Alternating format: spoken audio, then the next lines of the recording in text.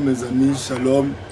Bana nyonso ya partout, ya monde entier. Nzambe ya Lola, Nzambe ya Musée Alexandre Aidina Bala, Nzambe ya Tambulukoki, Nzambe ya Baotika Songo, apambola bino bisika bozali partout bozolanda. Mais sana kolanda votre humble serviteur, le prophète Yada Benson.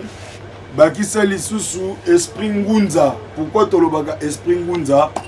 Tozo soit occasion lelo tomeka ko expliquer muki avant tokota na parole repambola yo na sengi conscience na yo.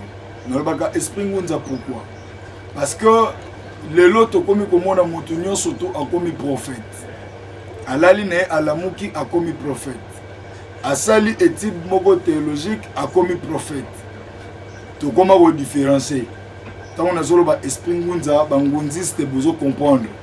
Donc haute spiritualité nde ozomona ozana capacité ba yibi eloko même de loin to lobeli yo place ezali nde ozomona libala ngo esimbite mobala kei to bendiye azongi nde ozomona promotion ezoyate to sali lo sambo to sengi epa nzambe ya Alexandre Aidina Bala ayoki biso pe akokiseli yo.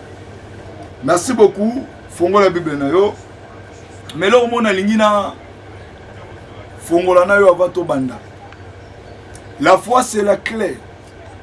La foi ezo permettre mutu alongwa na niveau ya C amata likolo. C'est-à-dire ndenge na mesana koloba. Foi est un ressort. Quand tu as la foi, Ozana ressort et matisagana hauteur, ressort et matagana puissance, ressort et pesaka nzela, ressort et matisaka énergie. Donc quand tu as la foi, ozo mata na dimension ya kolonga bandoki. Quand tu as la foi, ozo mata na dimension ya kolonga maladi wana.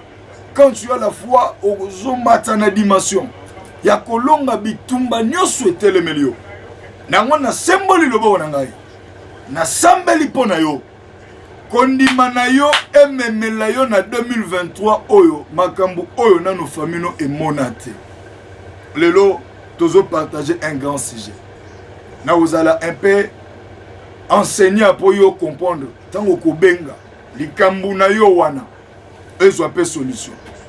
Je suis le prophète Yada Benson. Bakisa esprit ngunza. Et pas nabiso ozana mbasu. Et pas nabiso eloko bungi. Liba lezo simbate. Promotion ezate.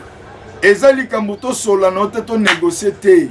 Bengangai en direct. Et pas nabiso sokyo yekaka na kondima.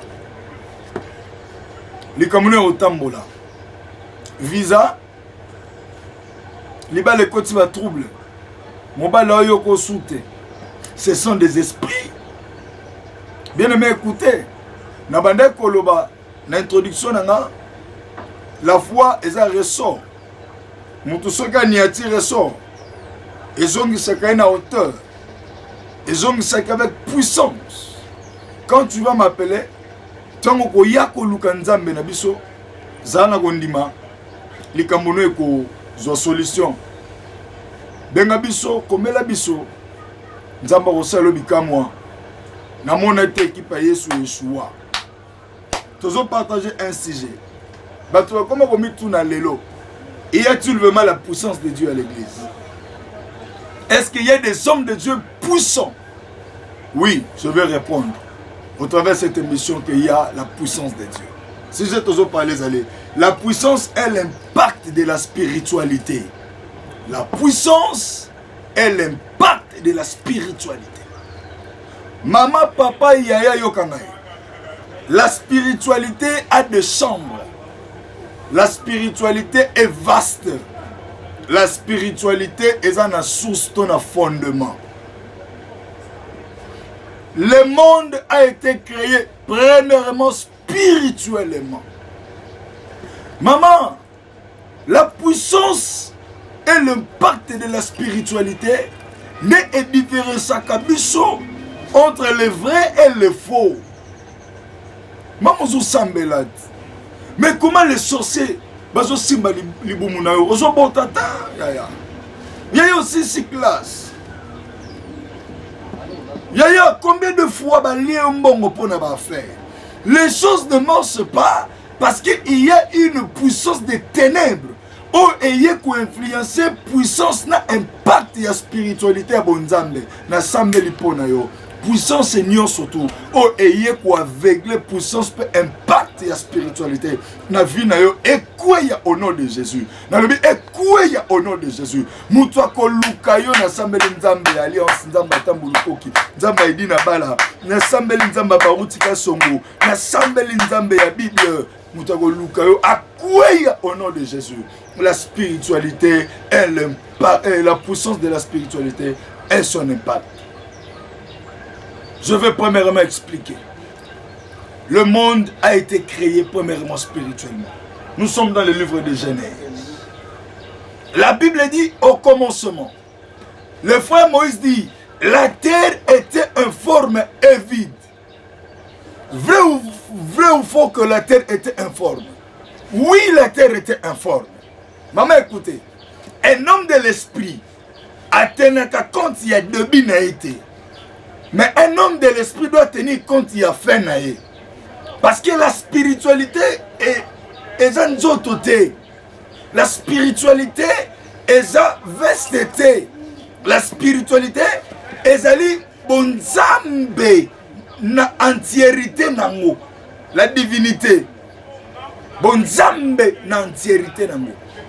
Ce qui réellement yosa attaché na Jésus-Christ, le Dieu de la Bible, c'est lui qui peut changer ton nom. Ça, c'est très bien. Tu verras l'influence et l'impact de la puissance de la spiritualité. Genèse 1er, la Bible dit, la terre était informe. Maman n'est informe dans ta vie. Elle est informe parce que tu t'es pas encore connecté. La puissance peut impacter. La spiritualité a une puissance. La puissance de créer. La spiritualité a l'impact sur le monde physique. La spiritualité a l'impact sur le monde physique. La spiritualité a l'impact sur le monde physique.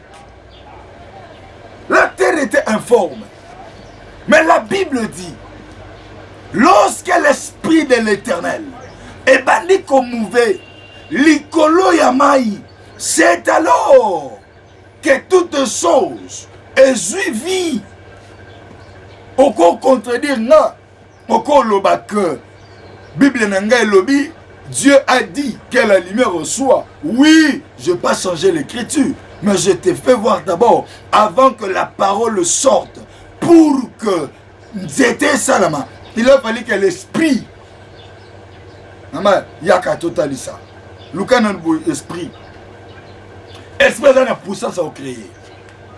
Lukanan esprit, Lukate yaya, maman boti bana noso 11, yaya oboti bana 7, bana nyoso zana mwana moko bimisa mutute.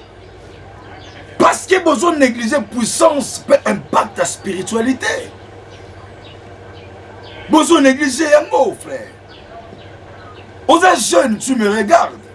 Tu veux être un puissant prophète. Tu veux être une puissante servante. Mais connecte-toi à la puissance de la spiritualité. Mais regardez ce que la Bible dit dans Genèse. J'ai lu la Bible, j'ai compris que si même le monde a existé, si même la parole a eu l'impact sur la terre, c'est parce que l'esprit avait d'abord dominé. Na sambeli nzamba Alexandre Edina Bala, na sambeli nzamba Tambulukoki, na sambeli nzambe ya Barutika Songo. Lorsque la spiritualité, l'esprit de Dieu, et même impacte l'école faiblesse na yo. Lorsque l'esprit de Dieu, et même la lumière nandaku na yo. Lorsque l'esprit de Dieu, et même un changement, là il n'y avait rien. Qu'est-ce que tu veux avoir pour dominer? Cherche d'abord la spiritualité. Bible le dit, la terre était informe et vide. Il y avait les ténèbres à la surface de l'abîme. l'Esprit de Dieu s'est mouvé. Pourquoi l'Esprit fallait qu'il y ait? Pour être contrôlé. L'Esprit devait contrôler. L'Esprit vient pour contrôler. Raison pour laquelle il dit dans la Bible, l'Esprit que vous avez reçu, c'est l'Esprit supérieur, pas l'Esprit inférieur, c'est-à-dire l'Esprit de réveil. Le Saint-Esprit amène le réveil. La puissance de la spiritualité amène le réveil. La puissance de la spiritualité amène le changement. La puissance de la spiritualité amène l'impact sur les affaires. Tu veux que les affaires marchent? Connecte-toi à la spiritualité. Bobo te mina famille nini? Nani bimisa mutu na famille. Bino surtout bo bimisa bo sala makambo me bo suka ndenge nini. Je vais rappeler à quelqu'un, lorsque le Saint-Esprit est jouaka contrôle, même il y a ba faire ya mutu, le Saint-Esprit est pesa ka mutu wana impact. Le Saint-Esprit, lorsque il y a kana puissance, et même ka métamorphose. Au quotidien 2023, yoka benga tunangunza. Tu vas voir la puissance et l'impact de la spiritualité. Lorsque l'Esprit a mouvé, Dieu a commencé à parler. Alléluia. Na ensemble la pona mutumoko, molimo na nzambe e kota mieux mona ba salo ngote. Ba salo mieux mute. Ba salo opération mieux mute na kombo Jésus. Ba salo opération ya kistete na kombo Jésus. Mobali wana ko boyo te na kombo Jésus. Malchance ba latisa yo e benganela ko ba relation e bebisela ko musala e kotika yo na 2023 au nom de Jésus. Lorsque la terre s'est connectée avec l'esprit, toute chose est comme facile. Oh, parce que tu n'as aucune alliance avec le Saint-Esprit. Tu n'as aucune alliance avec le Saint-Esprit. Ah, alléluia. Je vais encore rappeler à quelqu'un, il est écrit dans Exode, Moïse devant Pharaon, il s'est souvenu à sa rencontre avec Dieu. Dieu lui avait demandé qu'est-ce qu'il tenait dans sa main. Moïse dit, j'ai un bâton. Et le bâton qui était transformé au serpent, le jour où il avait rencontré Dieu, le jour où il parlait avec Dieu, c'est le même bâton qui était devenu Dieu devant la mer Rouge. Il a rencontré la spiritualité. La spiritualité est joué bâton na ewana et tient en puissance. Yakate. Yaka, tozwa bag wana tout en puissance. Tozwa senette non na tout en puissance. Tozwa mai non na tout en puissance. Tozwa mai na yo tout en puissance au sokoli bwe makamweye. To doutete, il y a un seul ngunza na Congo, c'est le ngunza Yada Benson. Le prophète Yada, un seul prophète qui peut voir. Un voyant peut voir quand il veut. Après Denis Lessi na Congo, c'est moi. Après Denis Lessi na Congo, je ne vois pas un prophète. Parce que c'est le temps que le prophète doit s'élever pour parler. Lorsque le Saint-Esprit est connecté, ne lokomoko, makamwezo simba. Qu'est-ce que tu as, Moïse? J'ai un bâton. Oh, Moïse, viens, jette-la par terre. Moïse jeta le bâton. Maman, écoutez. Pourquoi bozo zoba makambo onzamba koko sala? Bope sango na banganga. Bope sango na bandoki. Sondoki, plutôt féticheur. Je salue tous les féticheurs. Je ne suis pas contre vous. Eza Moussa na bino na ebi keza nango pour un temps bo salango. Mais somme ok pas féticheur. Féticheur a joui nzete et comme nyoka obangi omoni nzambe. Mais ceux qui n'a joui papier moussoir na pesio otie mbaso kauki nena comme muto akisi oyebi spiritualité te prophète yo mutozolo baketoza bato akisi parce que bambaso ezo kauka yo mutozolo batoza bato akisi po tozo libérer ba mabala ya batu yo mutozolo batoza bato akisi. Je te dis mon frère, luka bato ba yebi spiritualité ba connecté aux joies tika kobuka ba pasteur. Moïse n'avait avec un bâton. Moïse n'a bâton akutani na molimo. Dieu c'est un esprit. Lorsque je parle de la puissance, je vais parler de Dieu avec sa totalité. Alléluia. Dieu c'est la puissance. La puissance c'est l'esprit. Raison pour laquelle, lorsque tu vas être dans la vie de prière, au consentir, l'esprit va te donner la puissance. Mais sur l'Imbongo, il y a des principes. Frère, tu as de l'argent. Là, il y a un principe. Il y a, papa, il n'y a que la spiritualité qui peut changer le monde physique. Pas le monde physique peut changer la spiritualité. Genèse 1er, la terre informe, l'esprit mouvait. Pourquoi l'esprit? Nalobi l'esprit est contrôlé, et pesa, et lengi na mabele, pour maloba, et ya ezoabo moi. 2023 oyo, na osakola pona yo, okotambola na lumière ya Nzambe, okotambola na succès ya Nzambe, mutako pekisa yo, omona bolamu azate, parce que avant ta création, l'esprit était déjà venu, et l'esprit de Dieu est là, et il y a qui peut se connecter na yo, na sambeli po na yo, moli mona Nzambe, et connecté na libala na yo, et connecté na bana na yo, oyo ba simba ki ya yo, et quoi au nom de Jésus, au nom de Jésus, et quoi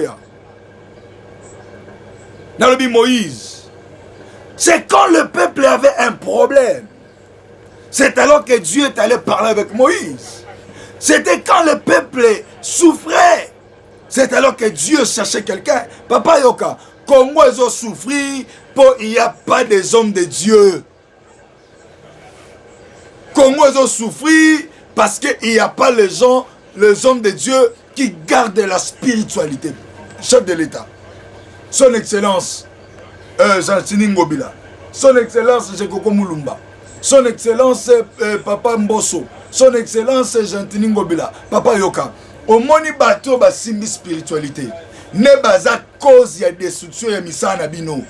Ya gouvernement na bino. Ya ba projet na bino. Ya mboka oyo. Ya sécurité ya mboka oyo. La spiritualité est contre la physique. Ndenge ni bango balobi baza ba homme spirituel. Bo pesa ka bango ba mbongo. So ba yena ba message. Oh prière à nation. Prière à nation goma guerre ici la terre. Prière à nation mpiaka ezaka na batu. Prière à nation transport passi. Prière à nation trouble.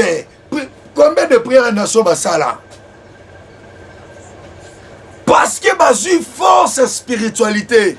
Babombi yango. Bazo l'acception de échantillon. Dieu est esprit. Je suis le maître spirituel, le prophète spirituel. Quand tu viens chez moi, tu dois te préparer. Il y a des choses où tu vas prier, il y a des choses où je vais te démontrer la puissance. Dieu est esprit. Il est venu d'abord état esprit à contrôler ma belée. Il est venu encore par Moïse, Moïse, je vis la souffrance de mon peuple. Moïse, je vais descendre. Mais pour moi, je vais te servir. Écoutez, maman, nous avons ngunza yada. Siko ezana ngunza moko, esprit ngunza moko ko mona na Congo pe na monde entier. Ezana ngunza yada. Un seul prophète, un seul voyant que tu peux confier ta vie spirituelle, c'est le voyant Yada Benson. Moïse a rencontré Dieu. Le bâton que Moïse tenait transforme en serpent. Et bon, mon pose stérilité, nous a 12 ans, on a transformé en maman au bota. Sauf ça, tu me benga commat. Numéro na WhatsApp en 089 plus 243 89 93 84 691 plus 243 89 93 84 691. Bengate. Est-ce que le bâton avait la matière à serpent? Na matière nzamba seli serpent, na matière nzamba sela qui bois. Est-ce qu'il y a matière moko? Est-ce que matière moko ta? Mais lorsque l'esprit s'est connecté avec le bâton est aussi yoka na sambeli pona yo. Et l'on connaît surtout et les lisaki yo l'année 2022 2023 oh. Et les lissos le sous-souté au nom de Jésus. Si Israël a fait 430 ans, après 430 ans, ils ont vu la puissance et l'impact de la spiritualité. Lorsque toi qui me suis, tu m'as donné confiance. Au nom de Jésus, que la spiritualité change ton histoire. Que la spiritualité te donne, transforme ce que tu as. Dieu avait transformé ce que Moïse avait dans sa main. Que mon Dieu, le Dieu de mon appel, le Dieu de mon ministère, qu'il transforme ce que tu as.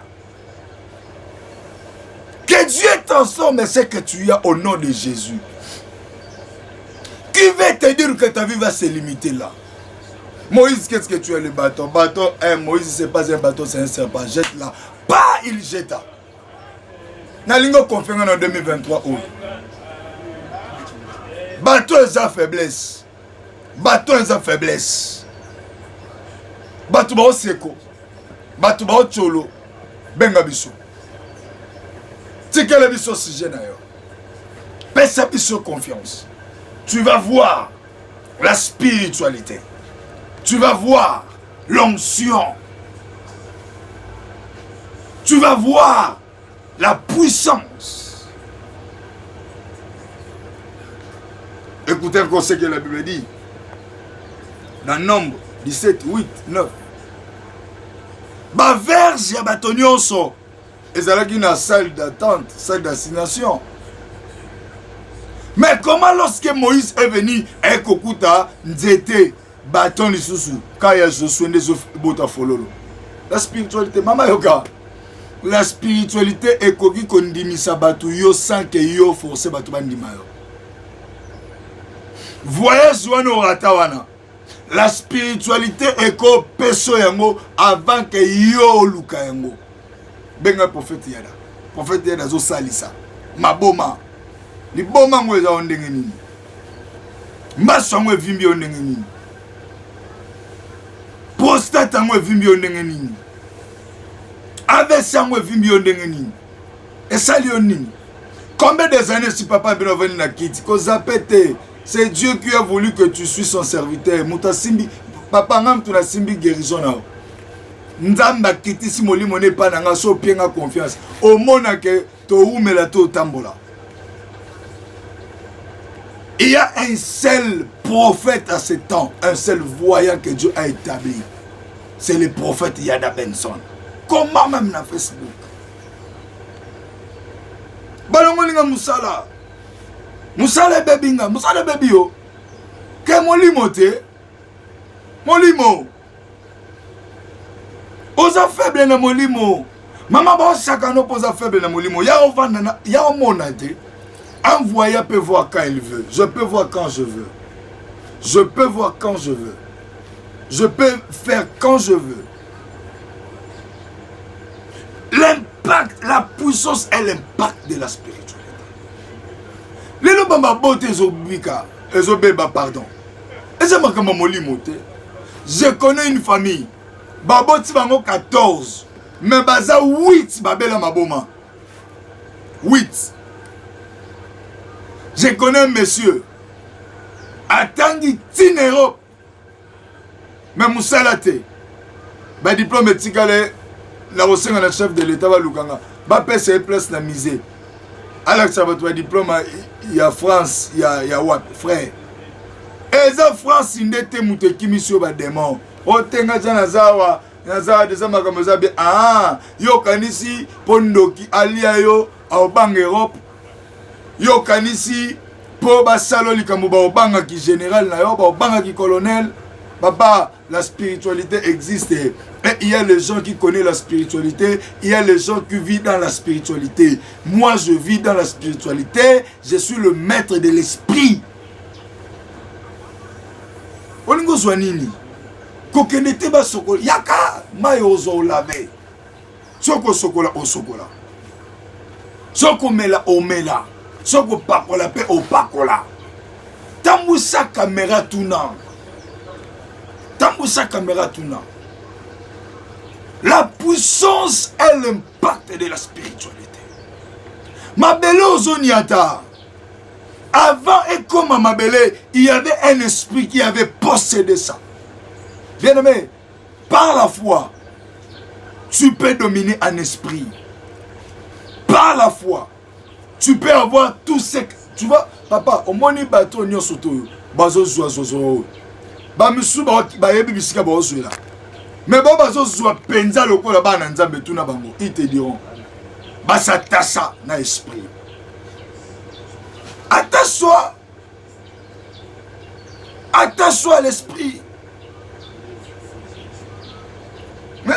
Pasteur, ndeko collègue, tika lo banabana, religion et sa spiritualité t'es papa. Les bons français c'est pas la spiritualité. Problème est mais problème est ali, na puissance, il voyait banake où est la puissance t'es. Moïse a compté nombre 17. Bâton à Aaron, ben dit qu'on botte fleur. Maman libala non il faut botter fleur. Libala non il faut botter fleur. Moussala non il faut botter fleur. 2023 oh, il faut vivre fleur. Vie à bonheur. 2023 oh, il faut jouir. 2023 oh, commerce il faut mata. 2023 oh, tu vas faire des conteneurs. 2023 oh, tu vas voir. Que le Seigneur nous bénisse. Télévision Zamgunga. La puissance est l'impact de la spiritualité. Si tu veux aller en avant, attache-toi à la spiritualité. L'esprit. L'esprit de Dieu. Spirit of God. L'esprit donne la vie. L'esprit sauve. L'esprit change les choses à autrement. Quand tu vas te connecter à la puissance de l'esprit, tu vas impacter le monde. Musicien, ozoyemba olingo sala nini, oteka disque, bengat, ne pas honte, benga. Jamba pambola biso, ozo kitango na temps exhortation o.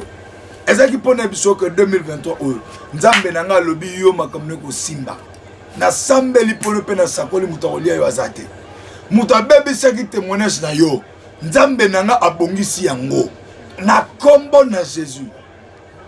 Yom toza na problème. Osa maladie. Benga prophète. Yada. Mounza. Hernion sort. 24 sur 24 heures. Osa intermédiaire. Service prophétique. Sacerdoce vrai. Sacerdoce réel. Ezali. To benga yango service prophétique. Sacerdoce vrai.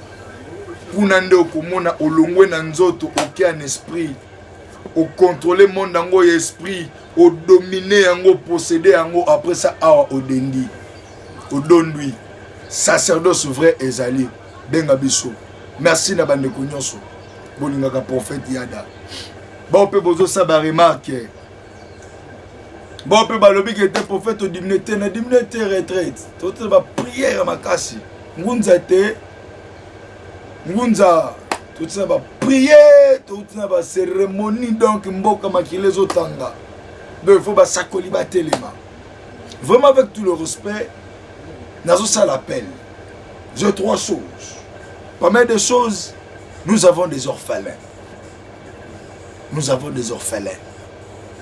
Yoka différence na ngai. Ngai na zangunza. Administration Nako simbango te kanga moko naza occupé. Toza na ba branche. Et na ba branche naza na yango. Na tia pe bato mususu bazo kamba. O ba représenta kanga. Soko moni muto yepe na chaîne moko boy alobi eloko a mon nom avant osala otinda benganga ino. Mais nazo sala appel oyo. Bisika orpheline zalaki. Mbule utaki ko beta. Ebuki ma ekotaki bana bazana ba condition bien te batu mususu salo bango balobi te ngunza monde entier ndimaka yo mema image na bite naza besoin na mema image te naza besoin na mona batu ya foi to salisa bana bazangi baboti après to koela bango ba œuvre nde bango bakotala soki réellement na oyo basungaki ba ofelo oyo soki tosaki nango nini toza na problème de déplacement et place mutu ezo souffrir bato bonne foi je fais l'appel aux hommes de bonne volonté bana oyo baza lelo na bisika kolala te église eza orphelinat te baza na baboti te me nzambe apesa bango biso baboti na bango apesa mama ozolanda nga apesa yo bango yaya apesa yo bango contribution na yo et permettre tozwa lopango mobimba ata ya location po balongwa na bacondition bazali baklasse yango ebandi bamisusu koto tozobongisa bazonga classe koto lisumbule ye toza na moko aza il faut opération bokomona na image moko aza na 3 mois bauti kotika ye ya pas longtemps ndenge nazoloba mama bande komelisa ye aza malade donc moto nyonso bonne volonté vraiment na kateli montant te eza urgence po bana wana bazolala mabe classe yango ebandi moko alobi na nga alobi ngunza papa siko awa yo mpo oza nango te seke biso pena tokokende wapi nayebisi te naza nango nzambe apesanga famille mpo ozolanda nga na Londres yoka mawa yo mpo boti bana mama papa yo mpo boti bana soki autre fo osalisaka oyo mpe eza appel na yo nzambe apermettre oyokanga mpo sunga baza bana na yo baza bana na yo baadulte baza 21 ya mike baza 45 ya suka aza na 3 mois soki okobenga ngai omona osoutenir musala oyo nzambe apesi biso eza kaka évangile te eza mpe kosunga na kati wana baide na biso mpe eza ebele bato bonne foi vraiment soki bokobenga biso lisungi na bino eza le bienvenu nzambe ozanga te kopambola yo nzambe apambola yo moto olandi ngai nzambe alingaki olanda nga mpo yo ozala beni nzambe alingaki olanda nga mpo yo ozala sauvé connecte esprit na yo na esprit na ngai okomona puissance mpe impact nalingi naloba mpo na mboka oyo basali na nzambe tozongisa arche na place nango to respecter ba principe spirituel ba aventure comme biso trop biso moko to komi obstacle ya lipamboli ya peuple ya nzambe s'il vous plaît na boyi na ya verbino parce que mi balé déjà na ye bandi oloba na ngai obo répondaki nga boyebi mais nazoya na média te mpo na finga yo nde bomesa koloba nabukaka te naza na motuka obao te mais eza juste ligne kongo ezokufa biso baprofete tozali tolingi kaka baeglise na biso fuli ya bato tolingi kaka mituka tolingi kaka baveste paster okomi koposte na Facebook lokola le jeune millionnaire héritier Wata okomi koposte na Facebook lokola Werenson nayebi elamba eza ya vie keste nayebi elamba eza ya Wata nayebi ndabeta fendi ya solo nayebi yoji epa papa jibe biso tokomi susu papa obaluse bona Facebook pasteur barbe l'œuvre non tout là qui s'appelle peuple nzambe oyo baza nango besoin prochaine émission nakoya tokosolango yo mpo olingo découvrir makambo benga ngai tu vas découvrir basala nzambe tobomi Congo tala foi ya bato comme éparpillé l'église qui avait la foi to détourner bango pona ba sentiment na biso sentiment 2 secondes wapi nzambe oyo batambulukoki balakisi biso wapi nzambe oyo bapapa baruti balakisi biso wapi nzambe oyo balakisi biso wapi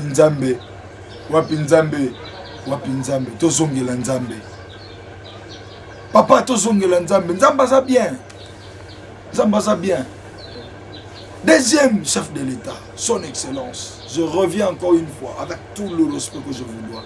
J'ai des choses que Dieu m'a parlé. Nazo kufa nangoawa.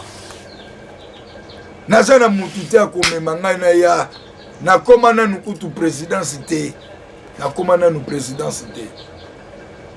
Je ne peux pas parler des choses à la télé parce que c'est la télé.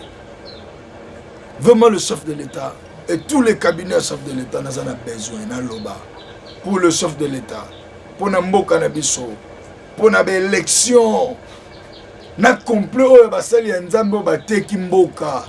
Mama basali ya nzambe bateki mboka benganga lukanga oyeba okolela. Batu balataka nzambala, omoni bande wamso balataka nzambala pembe wana. Bango pe bazana kopu wana. Basantu wana bango pe bazana kopu wana. Bateki mboka. Ba vieux prophète bozana sima malheur ya Congo. Ba vieux prophète boza ba vieux prophète. Na bengi bino na terme na bino bolimbisanga bozana sima ya Congo ya malheur ya Congo. Ba vieux prophète. Bolimbisanga soki na beti bino libako na pesi mbote na mokonzi ya mboka na pesi mbote na bandeko nyonso to bala na ngai na poto bana ya poto mbote bonane na bino ya bino prophète ya dayeyo na Angola na Brazzaville partout vraiment ba salutation na bino yango yo votre prophète na yesi koyo ko pesa mbote spécialement na ancêtre ya Ngaba, le premier ancêtre ya Ngaba, le prophète David Mboulou, l'homme de surnaturel de l'église Mission Mondiale. Na maman GG, le millionnaire, ya Davina, na ya Mystère, na Dasha, sans fond. Le beauté prophète, ya za premier ancêtre ya Ngaba. Mbote lisu makasi, na Ngaba kaka wana Mosakoli azana mboka. Le prophète Timothée Christo, bonne année 2022, c'est là qui bien mon sakoli.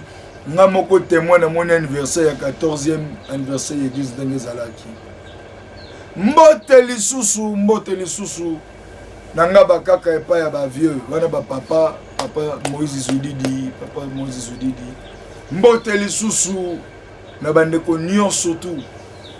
Sans oublier, oh non surtout pas l'ingagangaï. Madame Chanel d'Acosta. Mbote belle na bino, mbote belle na Réju. Na Juvenci image Nzambe. Ozana sima caméra, mbote na yo. Mbote lisusu e belle pa ya moninga nanga. Alobaki nanga po ba concert a obenga ngai héritier Watanabe, merci na concert héritier. Wata merci na zaki te camarade. Olongoli Sony.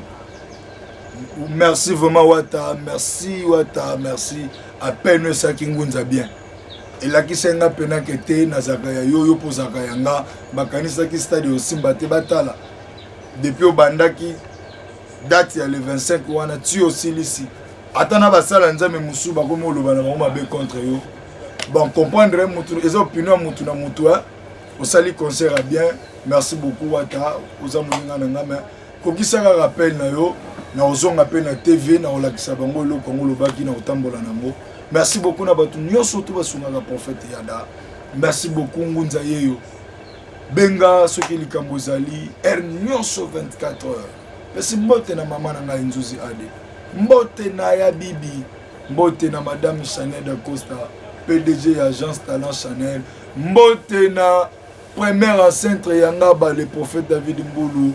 Azana mboka Mosakoli, azana mboka le prophète Timothée Christo, mbote, sans oublier mon ami à ma tête, le prophète Eli Christo et mes amis à Brazzaville. Ciao.